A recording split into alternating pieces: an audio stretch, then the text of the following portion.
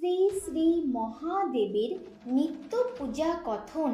উপমন্যু বললেন, হে যদুনন্দন, এবার নিত্য পালনীয় কর্মবিধি বলছি।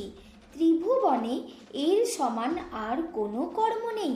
ব্রহ্মা, বিষ্ণু, রুদ্র প্রভৃতি দেবগণ, অষ্টদিক্পাল, নবগ্রহগণ, বশিষ্ঠ, বিশ্বামিত্র প্রভৃতি মহর্ষিগণ, শ্বেত, অগস্ত্য, দধীচি প্রভৃতি মুনিগণ এবং নন্দী, মহাকাল, চণ্ডীশ, পাতালবাসী, দৈত্যগণ, নাগগণ, সিদ্ধ, যক্ষ, রাক্ষস, গন্ধর্ব, ভূত, পিশাচ সবাই নিজের নিজের আধিপত্য লাভ করার জন্য বক্ষমান রীতি অনুযায়ী এই অসীম পুণ্যজনক লিঙ্গ পূজা কর্মের অনুষ্ঠান করে নিজের নিজের পদ লাভ করেছেন।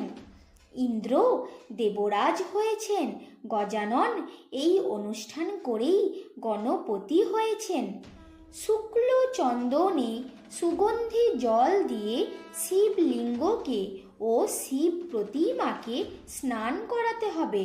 তারপর ফোঁটা সাদা পদ্মফুল দিয়ে পূজা করতে হবে। সামর্থ্য থাকলে রত্ন, সোনা ইত্যাদি দিয়ে পদ্মাসন তৈরি করবে।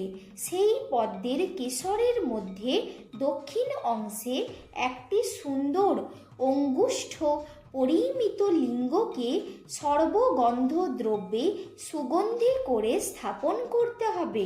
তারপর বেল পাতা দিয়ে তাঁর পূজা হবে।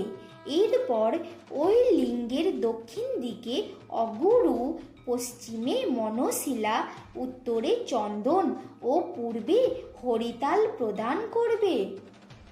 নানান সুগন্ধি কুমকুম দিয়ে পূজা করে ঘি এবং কালো ধূপ এবং অত্যন্ত সূক্ষ্ম বস্ত্র দান করবে।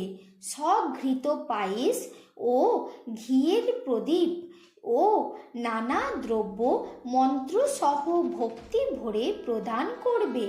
এরপর স্তব পাঠ করে ক্ষমা প্রার্থনা করবে।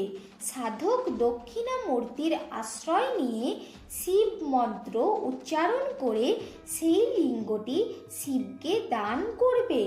এইভাবে যিনি প্রত্যেক দিন পঞ্চগন্ধময় শুভ লিঙ্গের পূজা করেন তিনি সকল পাপ থেকে মুক্তি পান। তিনি শিব লোকে পূজিত হয়ে সেখানে বাস করেন।